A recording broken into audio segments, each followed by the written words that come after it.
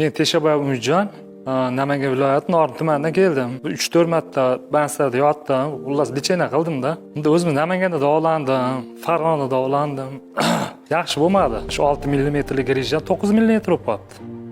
Keyin mana shu yerda biz qishloqdan davolanib ketganlar bor ekan. Lazerni deysizlarmi? Lazerni endoskopiya bilan oldirishganiga shular maqsad berdi, keldim. Chinobod Fayz klinikasiga keldim. Yaxshi, xudoga shukr, men kecha operatsiya bo'ldi. Oyoqni bosolmay qoldim. Mana bugun zo'r. Yurishlarim yaxshi, umuman qadam bosolmay qoldim oxiri. Mana hozir yuribman bemalol.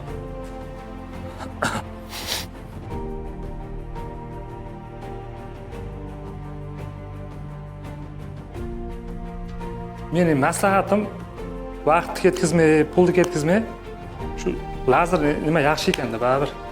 Men shunday xulosa qildim o'zim. Vrachlarga rahmat, hammasiga zo'r. Muomalalari ham zo'r, sharoitlar zo'r. Hamma yo'q zo'r.